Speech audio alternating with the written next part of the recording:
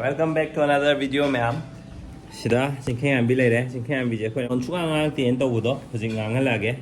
Kamai ngang ga tab no have my technique am lay le me. Ma'am yeng mina si. Ma maron thon na bai na sida mantra khar lay re. Si pai lage. Sisu mantra mani. Hujik magic torage. Hujik magic amma ma'am torage hujik. Ngai ra. Ei nani. Lo sida lo. Sida lo, papa music siya mo lo ba? Oo. Come. Hayrak pa yagiro ko. Papa na si hanga din eh. Maron thokte maron walon ba hiti abje si hanga ge onji. Singkeng ambi. What is this? Nana. What is this? Apple. Apple. Very good. What is this? Orange. Orange. Very good. What is this? Baby. This one? Look. Carrot. Carrot. Very good. What is this? Nana. Banana. Sini mang sa ina na pai ro binya hai da. What is this? What is this? Boss. Pond. Very good. What is this? What is this? Si am ta hai biro si je kino. Orange. Orange din ang kuna pa ba dun eh. Size. Orange. Apple. Apple. Nang kuna tila hai ro. Apple. Mathang di. Sidi. Si kay no. Sana kudum bi si kay no. What is this? Banana. Banana. What is this? Maron lole ko je. Si kay no ka ro bo.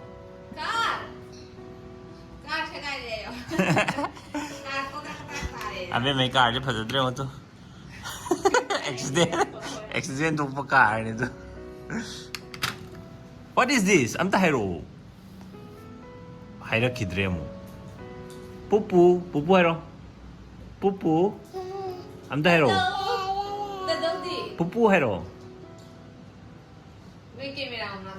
Pupu hero. Pupu hero.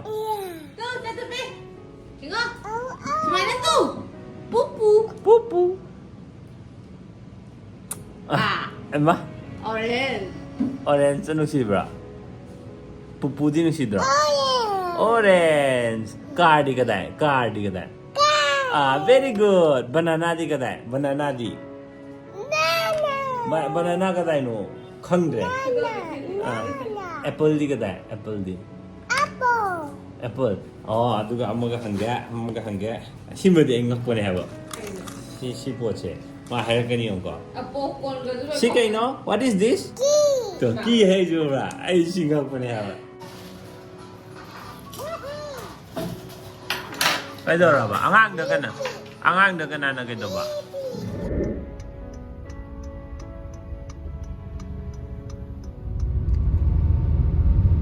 Abi me yum da tuminna thana magane ba intholei je bra mal he hongno hotna do wa ko wa je bra dress fashion gre da di khumup tong gre khangba go adum ina du dum to lei re ba si khara single e ma je duna adu ngarang ma na ngangi ba apple adu hai myam do bra youtube ta yeng ba dei loi ori du ne ba kai na akhoina mana haira kan e hai ne khangbu de khoina hayu hen ba ne youtube si am kan ne di tamada angang kisung khangdriba angang no yengaga duma ji khanga inebo wa maron lon baga haire inebo ado music tamning ba na tra any tamning ba khudim ma youtube ta tambe ai ba tawdo youtube ta di makhoina tai du khatane ba ai gi daur ai sima khangdre na haira kan da moi gi hoji tai bo ja du hangba de ado aina tamning ba aina hainingi bo poche ko guru ama yauraga mentor ama yauraga torga di ai gi goal je hena thuna phangbugi chances lay ba Ado music bu bambiba music tamning ba isil now lergadi brother Jit masamak na taka da course ma hodore learn the process of making music and song haiba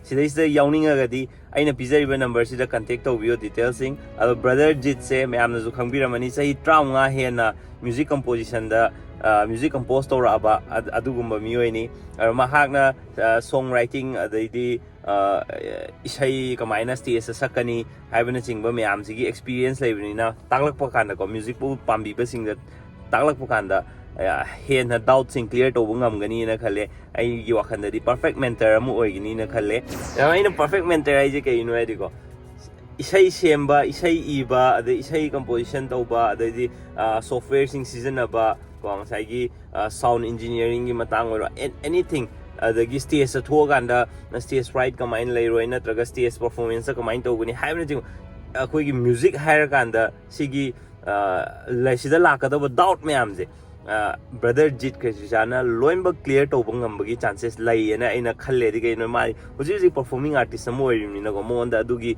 experience myam do life experience myam nga sai theory khatang na taba aina aigi laptop mamang da torga practice to bu khatang na taba aina adu myam do loi kan da final product aigi song ana haraga puthora kan da adu do mu myam mamang da stage to mu sakpagi adugumba experience do loimba laiba miyo amo oirimni na go perfect mentor amane na ina haijabani aram mahak tagi tamningba mioi sing na ko aina pijaiba number sida contact tawbiro aduga ahongma mamalda masaigi mapalamdadi am tangi hai sigi sumaina tamba sound engineering gi matang oiro sumba myam je tamba je ko hello brother na mana hairuba khanguba myam do atopa music lover sing da share tawgi haibai wakhalon da ko mana yam hongba minimal fee ama loraga admain torga course haudoine ano number sida myam contact tawbiro aruga domgi apamba wakhal feeling myam do isai yona semtoga nungai ba melodies myam ama puthokpiro brother je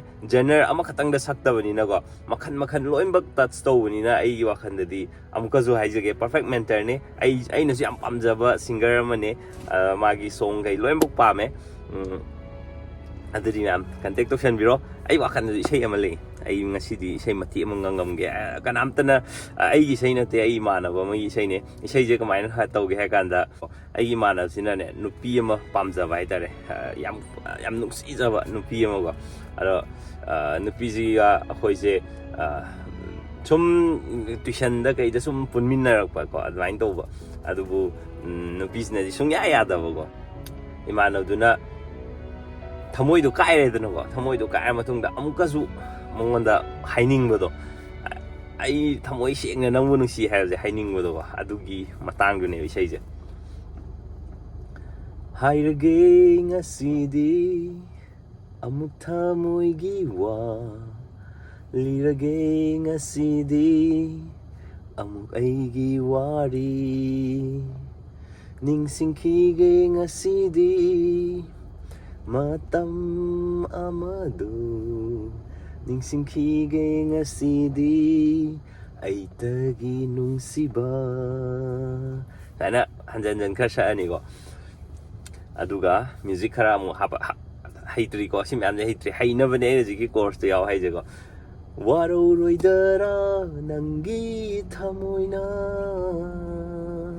tabi khidara nangi thamoina ngasi zo tum nungsi hai ge hazo hai khi ge ngasi su hai di nambu nungsi haina tum lamba aigi punsi ama nangtana aigi manglan aigi punsi supnagi wari ama nangtana aigi thawai oibiki nangna nongma mangfauna ki aigi manglan khalinga sisu nangi wakhal